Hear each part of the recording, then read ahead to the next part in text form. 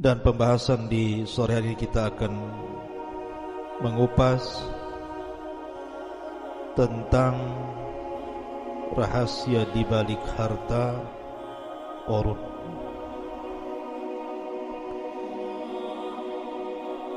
Karena apabila seseorang teringat dengan harta yang terpendam, pasti seseorang akan terpikir dengan Qarun. Pertanyaannya, lalu di mana harta Qarun itu berada? Kemudian apakah hakikat Qarun itu memang ada ataukah tidak? Ini yang kemudian menjadi perbincangan manusia, mulai orang biasa sampai kepada pakar-pakar peneliti, juga para ulama membicarakan tentang ini. Siapa Qarun? Dan kenapa namanya begitu diabadikan dalam Al-Quranul Karim? Dan bukan hanya dalam Al-Quran, tapi juga dalam Taurat, Injil dan kitab-kitab muqaddasah lainnya. Ma'asyiral muslimin yang dimuliakan Allah Subhanahu wa taala, sebelum saya bicara tentang di mana letak harta Qarun itu, maka kita akan menjelaskan sedikit tentang biografi siapa Qarun. Walaupun ini sering saya sudah ulang-ulang di beberapa kajian kita ketika membahas qasasul Quran. Ma'asyiral muslimin yang dimuliakan Allah Subhanahu wa taala, Qarun ini namanya Qarun ibn Yashur ibn Qahis. Dan Qahis ini adalah ayah daripada Imran, dan Imran adalah ayah daripada Musa. Musa ibn Imran ibn Qahis. Artinya Qarun dengan Nabi Allah Musa alaihi salatu wassalam itu ada kekerabatan. Dia satu di antara anak paman-paman Nabi Musa alaihi salatu wassalam, nasabnya berjumpa di Qahis.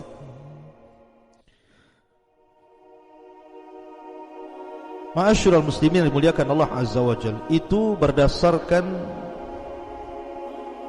Al-Quran nama Qarun tersebut. Makanya Muhammad ibn Ishaq ibn Yasar, beliau mengatakan anna Qarun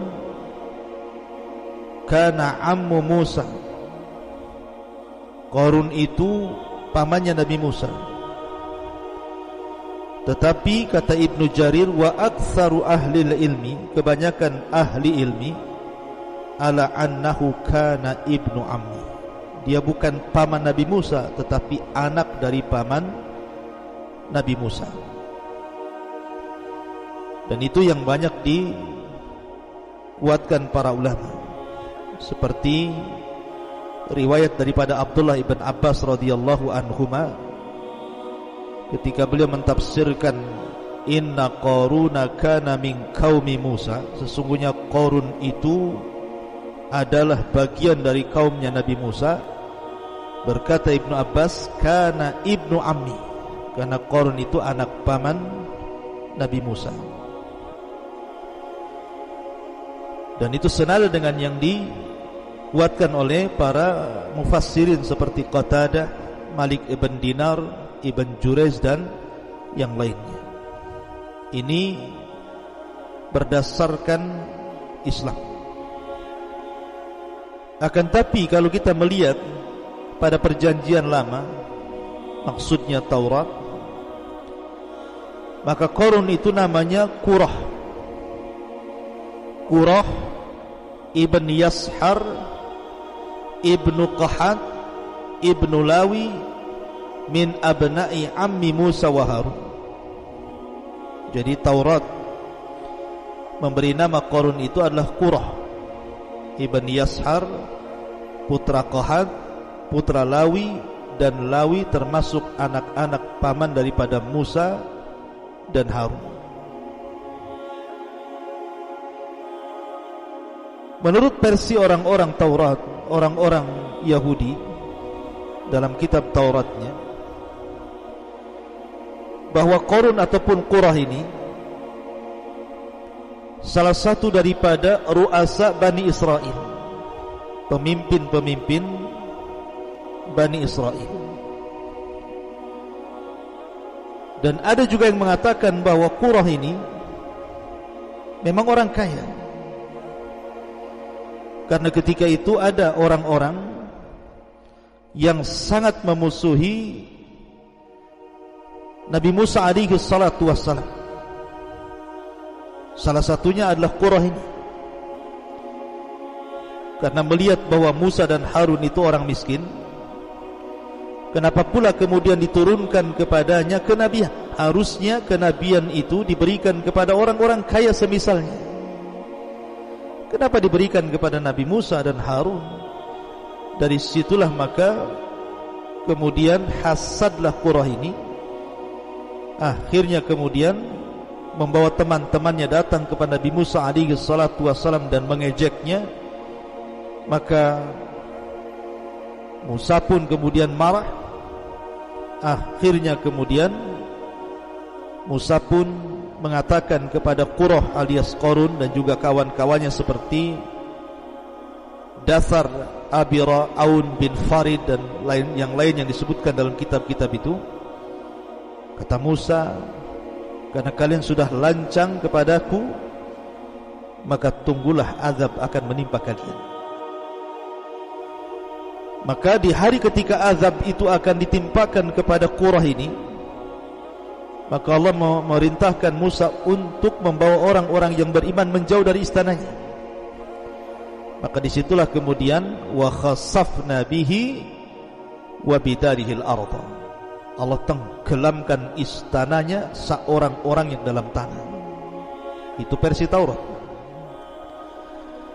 Tapi versi Islam justru terbalik, bahwa Qarun ini adalah orang miskin, dan dia meminta kepada Nabi Musa alaihi salatu wassalam agar diberikan rizki yang banyak dari Allah subhanahu wa ta'ala.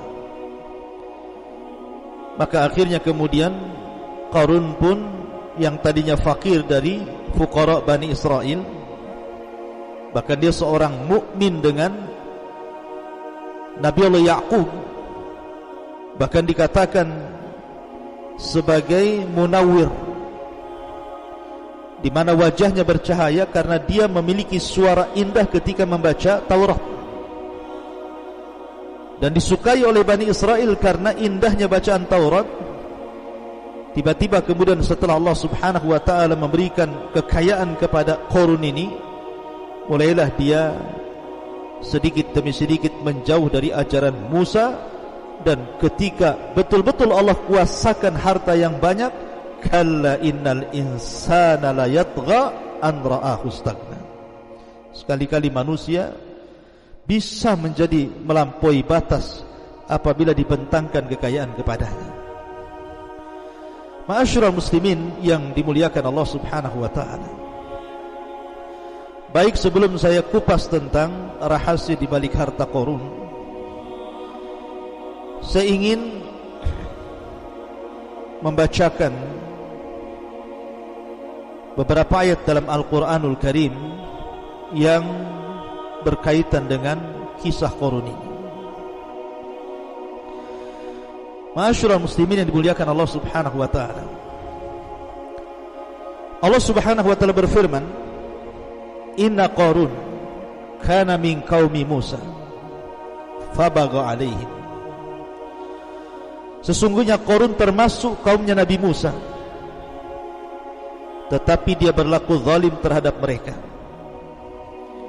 Wa atainahu minal kunuzi ma inna mafatihahu latanu'u bil usbati ulil quwwati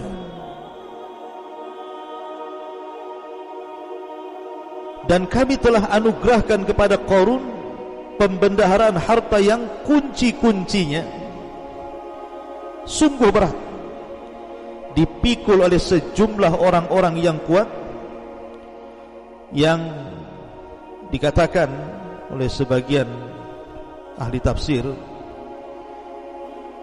bahwa kunci-kunci itu, maksudnya kunci-kunci yang dibawa oleh orang-orang kuat dari anak-anak buah Qarun ini,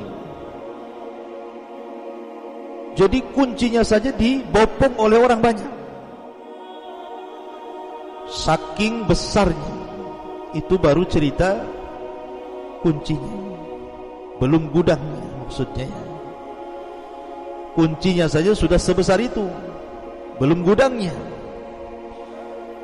Makanya kemudian Qarun ini merasa bangga karena banyaknya harta yang dimilikinya, terutama emas yang dikumpulkannya. Ma'asyiral muslimin yang dimuliakan Allah Azza wa Jalla.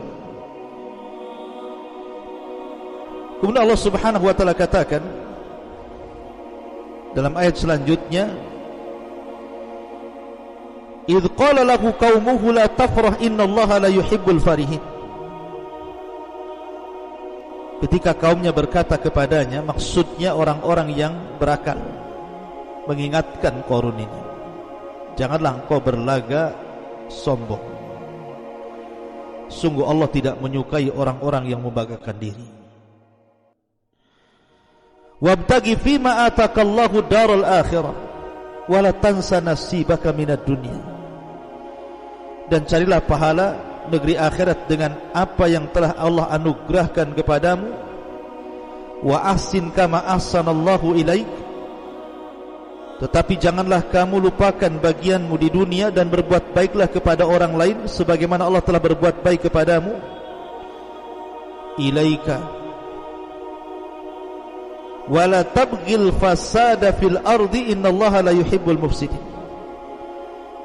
Dan janganlah kamu berbuat kerusakan di bumi, sungguh Allah tidak menyukai orang-orang yang melakukan kerusakan.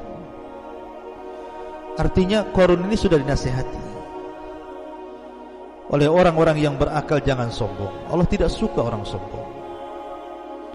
Carilah dengan kekayaanmu itu negeri akhirat, dan jangan lupakan dari sebagian urusan dunia. Berbuat baiklah sebagaimana Allah telah berbuat baik kepadamu, dan jangan melakukan kerusakan di permukaan bumi. Allah tidak suka dengan orang-orang yang merusak. Jadi indah sekali nasihat ini kepada Qarun. Tapi Qarun ini justru merasa sombong dan mengatakan, qala innama utituhu ala ilmin indi. Subhanallah. Qarun berkata, sesungguhnya aku diberi harta ini semata-mata karena ilmu yang ada padaku. Sebagian para ulama mengatakan, sebenarnya Qarun jadi kaya itu dari mana kekayaannya? Kenapa kemudian Qarun ini dibicarakan umat satu dunia, Yahudinya, Nasraninya, Islamnya, semua berbicara tentang harta Qarun, tentang kekayaan Qarun. Kok bisa Qarun itu jadi kaya raya?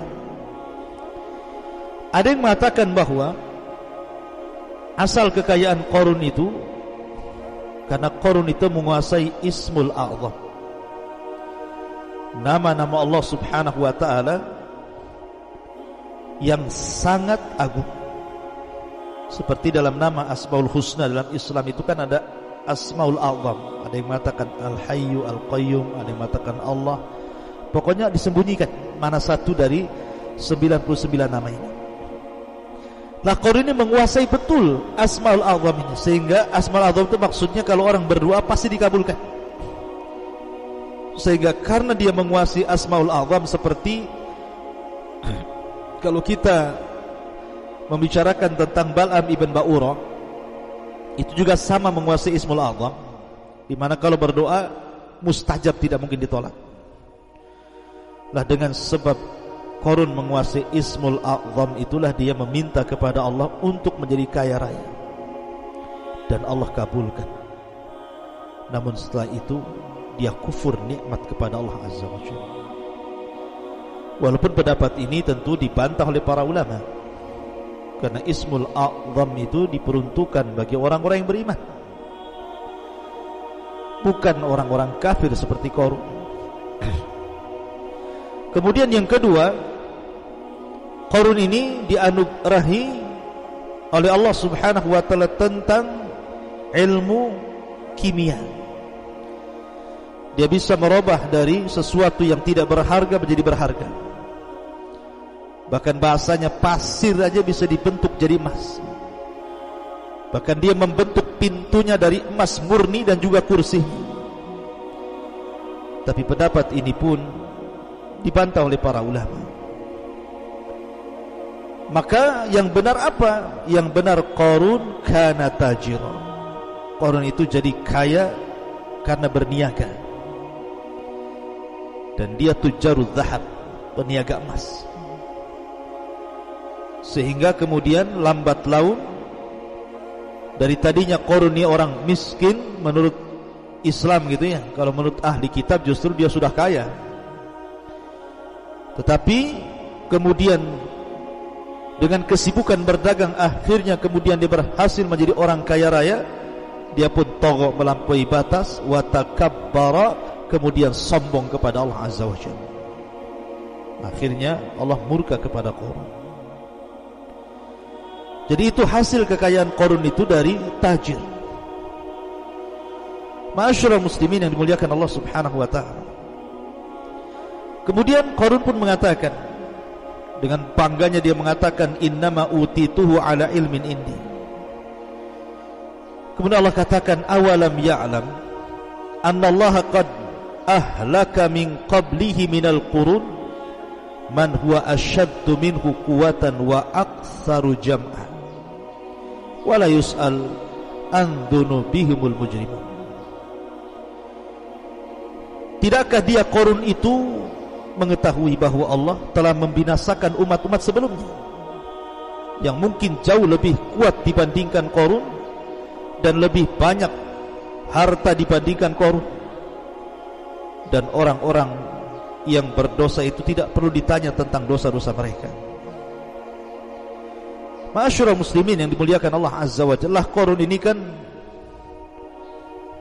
sangat kaya, suka menggunakan pakaian-pakaian yang syuhrah, yang megah, ingin menunjukkan bahwa dia orang kaya.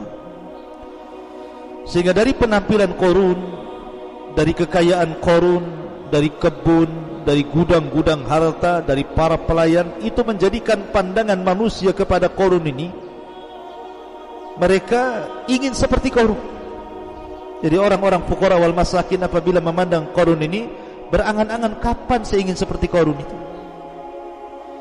Maka Allah mengatakan, falam fakharaja ala qaumihi fi zinatihi qala alladhina yuriduna alhayata ad-dunya ya laita lana mithla ma utiya Qarun innahu ladu haddin azim. Maka keluarlah dia Qarun kepada kaumnya dengan kemegahannya. Orang-orang yang menginginkan kehidupan dunia berkata, mudah-mudahan kita mempunyai harta kekayaan seperti yang diberikan Qarun. Ya, sungguh dia benar-benar mempunyai keberuntungan yang besar. Terkadang orang menyangka bahwa kemuliaan itu ada pada harta. Mereka salah. Terkadang kemuliaan itu ada pada pangkat jabatan ataupun kedudukan. Terkadang kemuliaan itu ada pada anak-anak yang sukses ataupun kesehatan. Salah. Memang itu semua bisa menyumbang kebahagiaan, tapi bukan segalanya. Lihat Qarun. Allah katakan, wa khassafna bihi wa bidarihi al-ardh. Kami tenggelamkan dan Qarun dan harta-hartanya. Lihat Namrud dibunuh oleh satu ekor nyamuk. Lihat Fir'aun ditenggelamkan di Laut Merah.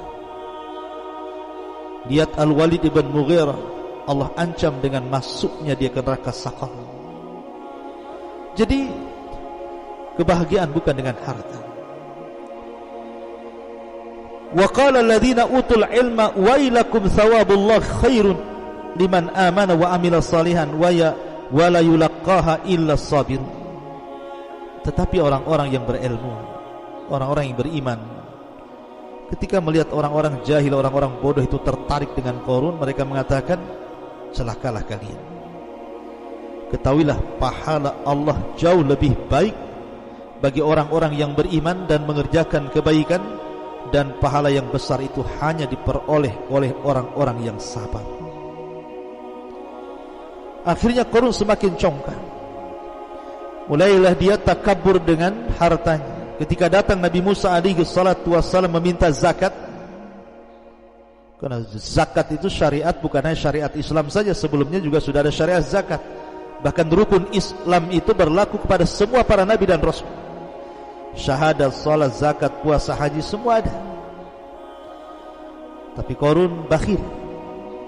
Dia tidak pernah mensyukuri hartanya. Bahkan yang ada kemudian dia membuat fitnah kepada Nabi Musa. Di fitnahnya Nabi Musa alaihi salatu wassalam bahwa dia telah menghamili seorang wanita pelacur. Tiba-tiba ketika dihadirkan wanita itu dan memandang wajah Nabi Musa, dia pun mengaku bahwa dia disuruh Qarun dengan imbalan harta yang banyak. Maka dari sini Allah subhanahu wa ta'ala murka kepada Qarun.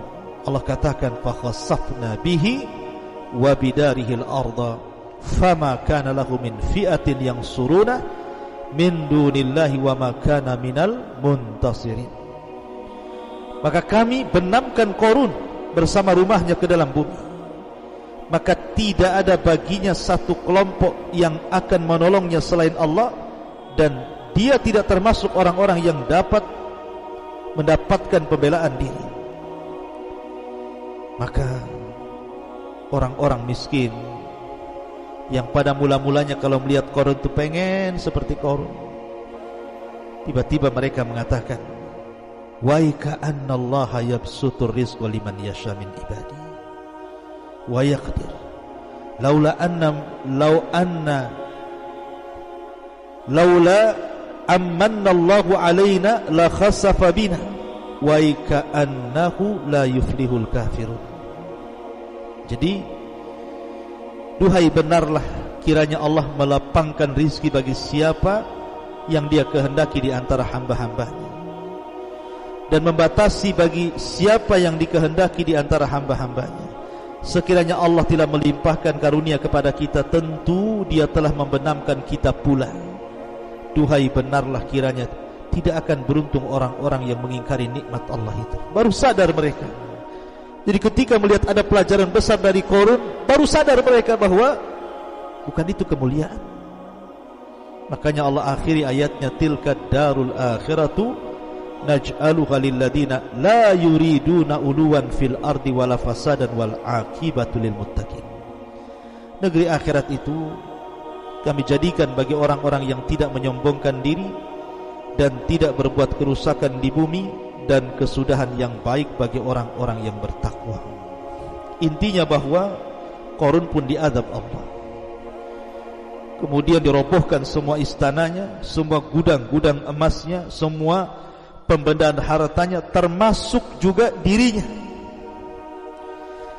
Pertanyaannya, ma'asyiral muslimin yang dimuliakan Allah subhanahu wa ta'ala, di mana harta Qarun itu?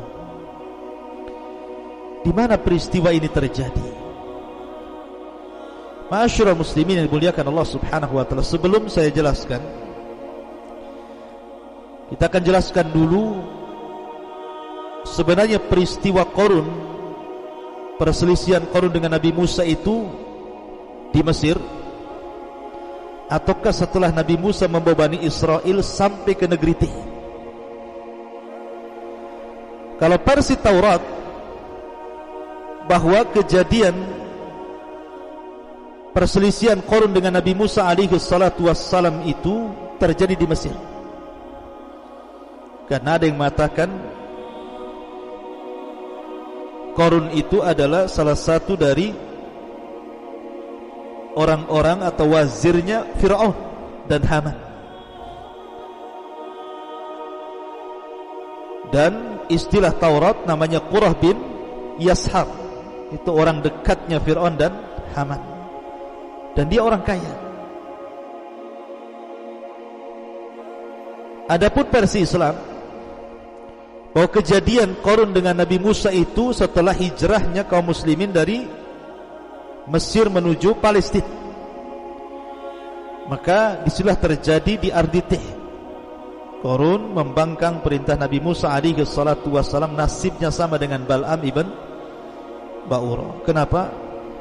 Karena salah satu laqab Qarun itu munawwir, hasanus saut, suaranya indah ketika membaca At-Taurat, dan manusia suka dengan Qarun itu karena bercahaya wajahnya, menunjukkan bahwa orang yang membaca Al-Quran itu terang wajahnya.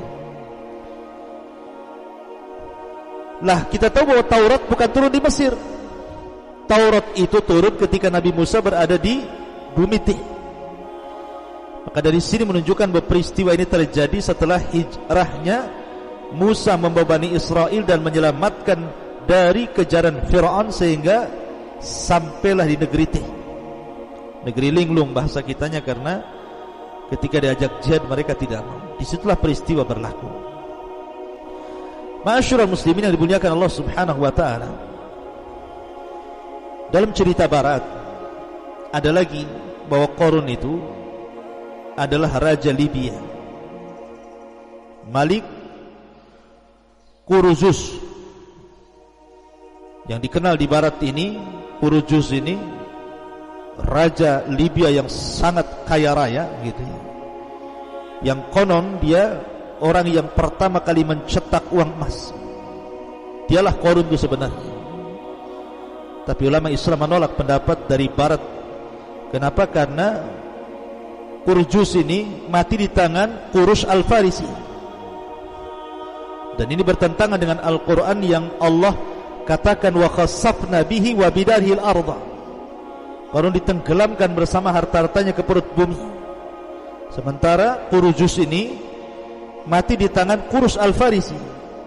Sehingga apa yang diprasangkakan barat bahwa Qarun adalah Kuruzus ini tidak benar, karena bertentangan dengan Al-Quran dan juga sunnah Nabi sallallahu alaihi wasallam. Ma'asyiral muslimin yang dimuliakan Allah Azza wa Jalla, setelah kita tahu bahwa peristiwanya di Arditih, di bumi linglung ini, lalu terjadi silang pendapat. Di mana harta Qarun yang ditenggelamkan Allah itu? Ada yang mengatakan bahwa peristiwa itu terjadi di Mesir,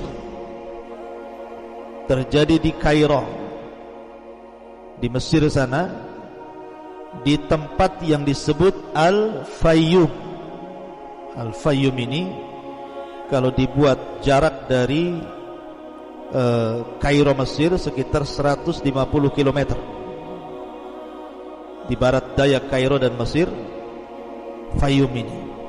Karena di situ konon ada runtuhan bangunan yang dipercaya sebagai tempat tinggal Qarun di masa itu, dan tempat itu berdekatan dengan Danau Qarun, atau kurang lebih berjarak sekitar 2 km. Menurut beberapa sumber, bangunan yang masih berdiri kokoh adalah benteng yang dibangun oleh Qarun. Jadi ada yang berpendapat bahwa Qarun itu hartanya dipendam di Fayyum, di Mesir sana. Bahkan Fayyum ini menjadi pusat penelitian dunia. Apakah betul di situ pernah terjadi gempa gitu sehingga menghancurkan istana Qarun dan Qarun-Qarunnya sekali gitu ya? Ataukah ada tempat lain selain Fayyum ini? Ada juga yang mengatakan bahwa peristiwa ini bukan terjadi di Fayyum, tetapi terjadi di Nainawa. Nainawa mana? Di Irak. Disitulah kekayaan Qarun yang kemudian Allah Subhanahu wa ta'ala tenggelamkan ke bumi, di Nainawa di Irak. Ada juga yang mengatakan bahwa harta Qarun itu ya di bawah sungai Efrat itu. Nabi SAW yang mengatakan bahwa di situ ada pembendarahan emas gitu ya. Tapi ma'asyiral muslimin, Quran ataupun sunnah Nabi SAW tidak menjelaskan secara detail letaknya di mana, kemudian waktunya kapan, karena kelahiran Qarun dan wafatnya Qarun aja tidak dijelaskan. Yang disepakati bahwa Qarun itu hidup di zaman Nabi Musa dan mati di zaman Nabi Musa. Tapi kapan lahirnya, kapan wafatnya tidak dijelaskan. Termasuk tempat ditenggelamkan Qarun dan juga seluruh istana dan kekayaannya tidak dijelaskan. Sehingga kita hanya berpatokan kepada Al-Quran dan Sunnah Nabi SAW, karena tidak ada keterangan yang jelas dari Quran Sunnah tentang letaknya di mana. Sehingga kemudian manusia menerka-nerka, ada yang mengatakan di Fayyum di Mesir, ada yang mengatakan di Nainawa Irak, ada yang mengatakan di Efrat gitu, dan begitu seterusnya. Yang jelas bahwa kemungkinan bisa terjadi. Yang jelas bahwa Qarun pernah ditenggelamkan bersama hartanya. Di mana harta itu berada, wallahu a'lam. Itu yang paling selamat, wallahu a'lam. Ma'asyiral muslimin yang dimuliakan Allah Subhanahu wa taala, maka kita tidak bisa memastikan keberadaan harta Qarun yang terpendam di dasar bumi itu. Tapi yang jelas bahwa Al-Quran ketika menceritakan sebuah kisah, yang paling inti itu bukan bicara tentang tahun kelahiran, tahun wafat, di mana kejadian, di tempat mana, bukan itu. Tetapi ketika Allah menceritakan sebuah kisah itu untuk diambil fawaid dan juga ibrah. Lalu apa yang kita bisa ambil, kita petik dari pelajaran kisah Qarun? Yang pertama, al-malu yakunu fasadan wa wabalan ala sahibihi idza lam yastakhdimhu fi ta'atillah. Namanya harta itu akan menggiring manusia kepada kerusakan bagi pemiliknya kalau tidak digunakan di jalan Allah. Makanya ada istilah sabda Rasul, malun salih li rajulin salih. Harta yang baik itu kalau yang megang orang baik. Tapi harta bisa jadi jahat kalau yang megang orang jahat. Yang kedua, kasratul mal laisat dalilan ala mahabbatillah wa ridha 'anil 'abdi.